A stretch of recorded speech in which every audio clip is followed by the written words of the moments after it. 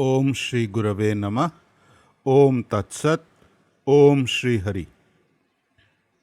सबसे पहले मैं अपने परम पूज्य गुरुजी महाराज काठिया बाबा श्री श्री 108 स्वामी कृष्णदास जी महाराज के श्री चरणों में साष्टांग दंडवत प्रणाम करता हूँ। आप लोग भी अपने अपने गुरु के चरणों में मन ही मन साष्टांग प्रणाम कीजिए। आज हम बात करेंगे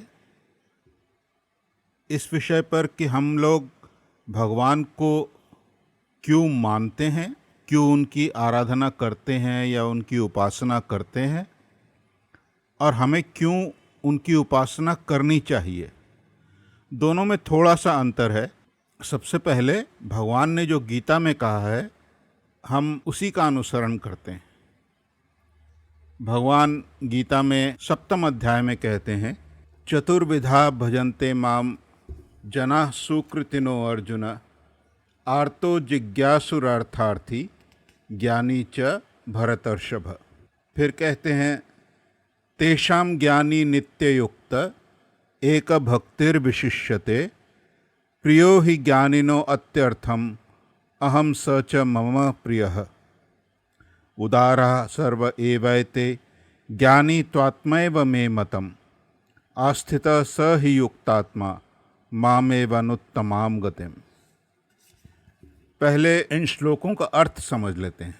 भगवान कहते हैं, हे भरतकुल श्रेष्ठ अर्जुन, 4 प्रकार के पुण्यात्मा मनुष्य मेरा भजन करते हैं।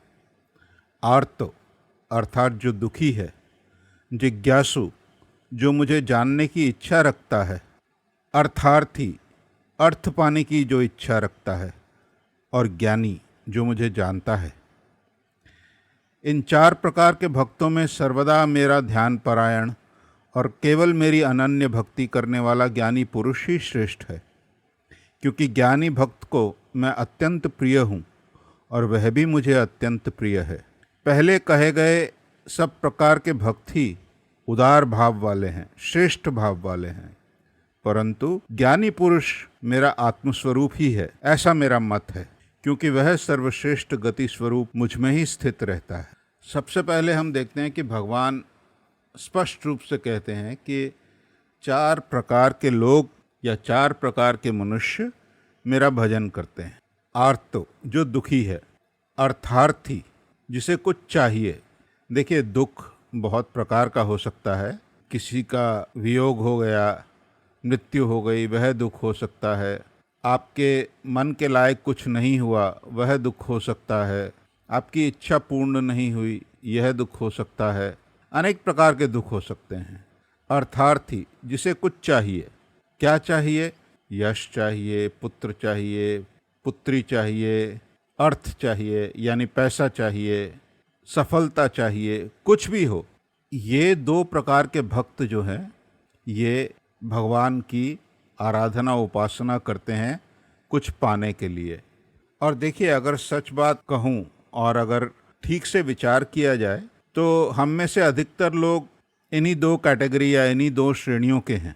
या तो हमें कुछ चाहिए या हमें कुछ दुख है जिसके निवारण के लिए हम भगवान से प्रार्थना करते हैं और उनकी उपासना आराधना करते हैं। और भगवान भी ये समझते हैं कि इसी कारण से अधिकतर मनुष्य मेरी आराधना उपासना करते हैं। लेकिन वो किसी भी प्रकार के भक्त को छोटा नहीं कहते। वो कहते हैं, उदारा सर्व एवैते। ये 4 प्रकार के जो भक्त हैं, ये सभी श्रेष्ठ भाव वाले हैं। वो कोई इसमें ऊंच नीच या कोई भेद नहीं करते। लेकिन वो कहते हैं, ज्ञानी त्वात्मैव मे मतम्। ज्ञानी मेरा आत्मस्वरूप है। लेकिन भगवान का ज्ञान होने से पहले भगवान के बारे में जानने की इच्छा होनी चाहिए, जिसे भगवान कहते हैं जिज्ञासु, जो भगवान को जानना चाहता है। क्यों जानना चाहता है?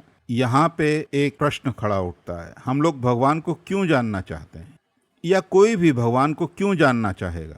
क्या अंतर पड़ेगा अगर हम भगवान को जाने या न जाने? मैं जिसे अपना या मेरा कहता हूँ, अगर वह सब ठीक है भगवान की कृपा से, तो फिर भगवान को जाने या ना जाने इससे क्या अंतर पड़ता है? प्रश्न बड़ा स्वाभाविक है और बहुत इम्पोर्टेंट भी है।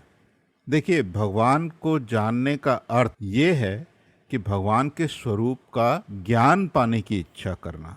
और ये तभी आता है, ये भाव मन में तभी आता है जब हम ये समझने लगते हैं कि वे इस विश्व ब्रह्मांड के एकमात्र कर्ता धर्ता भर्ता हैं। सृष्टि करने वाले वे हैं, पालन करने वाले वे हैं, और संहार करने वाले भी वे ही हैं। जो इतनी अनंत शक्ति के और असीम ऐश्वर्य के मालिक हैं, वो कैसे हैं?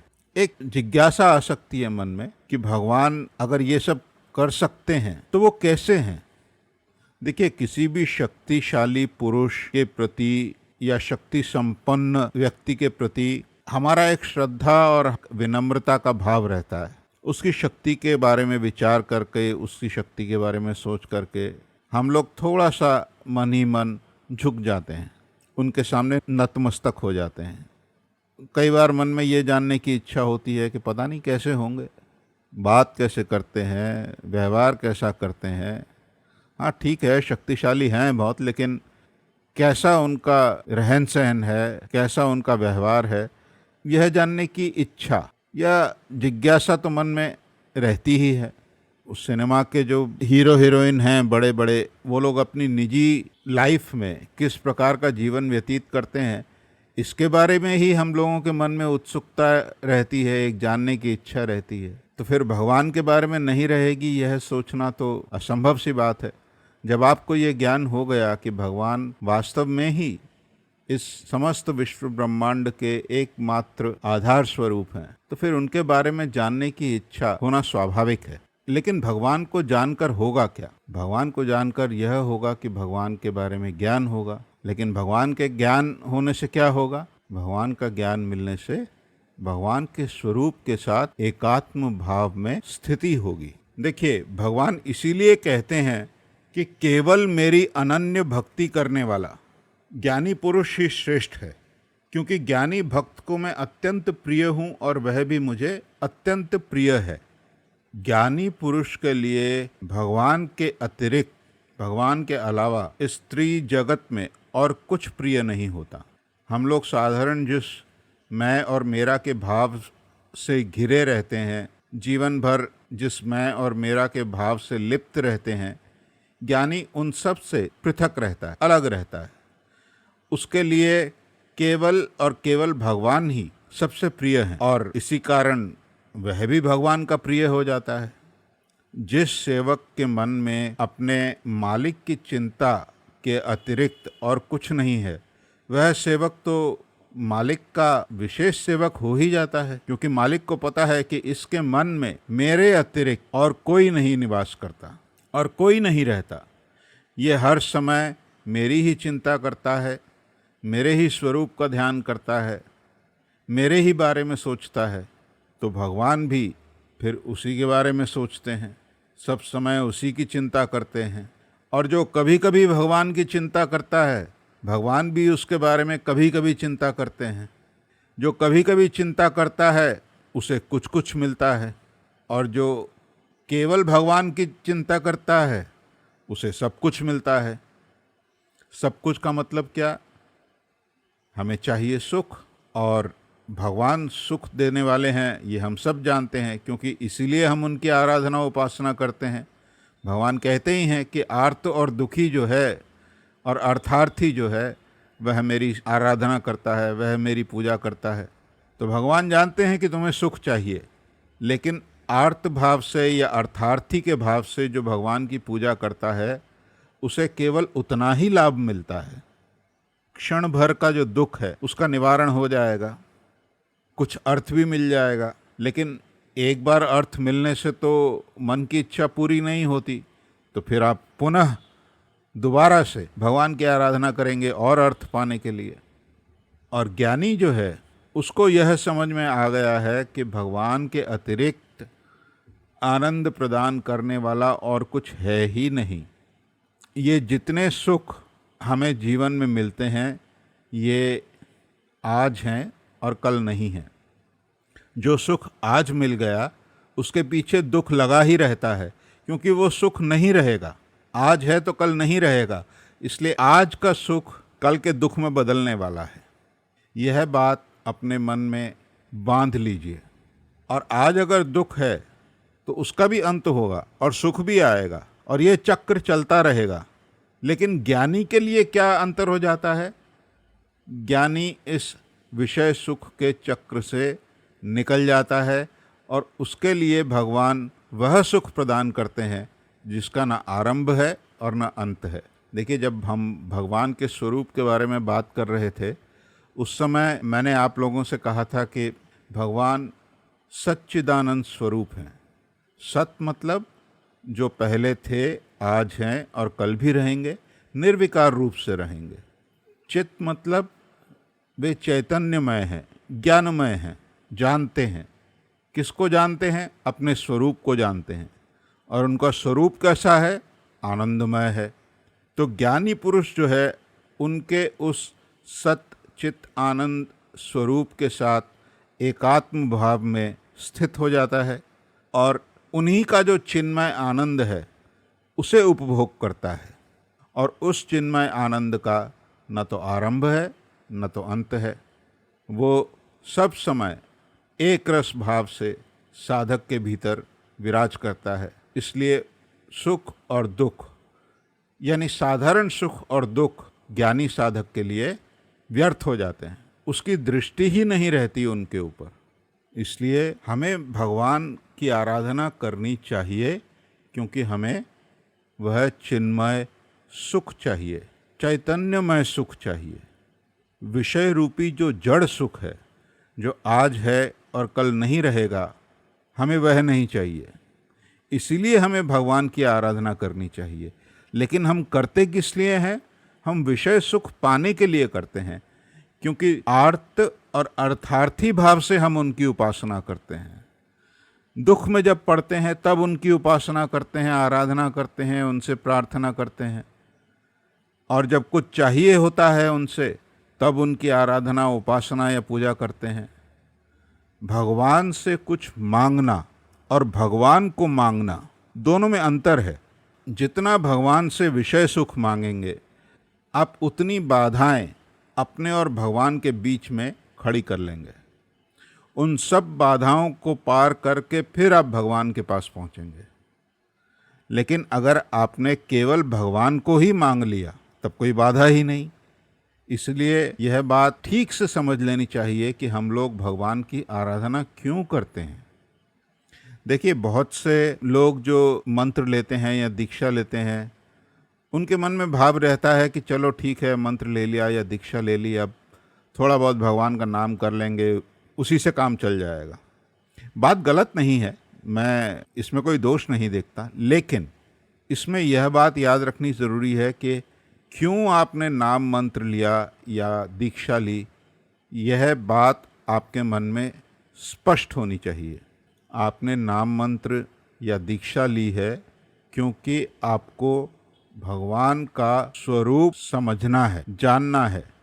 मन में यह स्पष्ट इच्छा हो ना हो जब आपने नाम लिया था या दीक्षा ली थी, लेकिन यही यथार्थ सत्य है। हम लोग भगवान की ओर आकृष्ट इसीलिए होते हैं कि वे सुख प्रदान करने वाले हैं।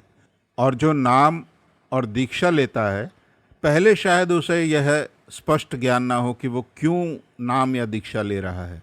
लेकिन अगर इस बात को कोई याद रखे कि उसने क्यों नाम मंत्र लिया है व क्यों दीक्षा ली है, तो फिर भगवान को पाने का लक्ष्य उसके मन में स्पष्ट हो जाएगा, एकदम साफ हो जाएगा। फिर उसके मन में यह भाव दृढ़ हो जाएगा कि मैंने नाम लिया है या मैंने दीक्षा ली है क्योंकि मुझे भगवान को जानना है। इसीलिए हमें भगवान का नाम लेना चाहिए या भगवान की आराधना, उपासना, पूजा करनी चाहिए। जो लोग कुछ मांगने के लिए भगवान की पूजा आराधना करते हैं, उसमें दोष नहीं है। भगवान तो कहते ही हैं कि उदारः सर्व एवैते, ये सब श्रेष्ठ भाव वाले हैं। लेकिन ज्ञानी तो आत्मैव मे प्रियम, ज्ञानी मुझे अत्यंत प्रिय है। तो आपको विषय सुख भोग प्रिय है या आप भगवान के प्रिय होना चाहते हैं, यह विचार आपको करना है। मुझे किसी ने एक बार कहा कि महाराज, दीक्षा तो ले ली, लेकिन अगर हम भगवान से केवल इतनी प्रार्थना करें कि मेरे पास जो है या मेरा जो है उस पर आप कृपा करो, उसे सब ठीक ठाक रखो, तो क्या इसमें कोई दोष है? मैंने कहा नहीं, दोष कुछ नहीं है, दोष कुछ नहीं है। लेकिन ये याद रखना, जैसे माँ या पिता अपनी संतान को हर समय उनके मांगने पर सब कुछ नहीं दे देते, जो संतान मांगे उसको दे दिया, ऐसा कोई माता या पिता नहीं करता। इसी प्रकार भगवान से मांगने का अधिकार आपको है, लेकिन देने का अधिकार उनका है। किस समय आपको क्या देना चाहिए इसका निर्णय वे करेंगे। जो आपको देंगे आपके मन के लायक नहीं भी हो सकता। जैसे मान लीजिए आपके बच्चे ने आपसे मांग लिया कि मुझे 1,000 रुपये का कपड़ा चाहिए, शर्ट पैंट कुछ भी हो, ड्रेस कुछ भी हो। आपने कहा नहीं, इस बार तो 200 रुपये वाली ड्रेस या 200 रुपये वाली शर्ट या 200 रुपये वाली पैंट ही मिलेगी। अब ये बच्चे के मन के लायक तो नहीं हुआ, लेकिन बच्चे को कितना देना है यह माँ बाप के अधिकार में है। बच्चा उनसे मांग सकता है, सब कुछ मांग सकता है, लेकिन सब कुछ मांगने पर ही वह सब कुछ दे देंगे माता और पिता, यह नहीं भी तो हो सकता। अधिकतर यही होता है, इसीलिए दोष नहीं है उसमें। लेकिन विषय सुख के भीतर अपने आप को सीमित रखना यह बुद्धिमानी नहीं है। अगर आपको अनंत असीम चिन्मय सुख मिल सकता है, लेकिन आप उसे त्याग कर जड़ रूपी विषय सुख की ओर दौड़ते हैं, तो फिर अमृत त्याग कर विषय के पीछे दौड़ना यह बुद्धिमानी तो नहीं कही जा सकती। इसलिए क्यों हमें भगवान की आराधना करनी चाहिए? इसका उत्तर है उनके स्वरूप का जो आनंद है, जो चिन्मय आनंद है, जिस आनंद का न आरंभ है न अंत है, उसे प्राप्त करने के लिए हमें भगवान की आराधना करनी चाहिए। यह बात याद रखना आवश्यक है। आज यहीं समाप्त करते हैं। ओम श्री गुरवे नमः। ओम तत्सत। ओम श्री हरि।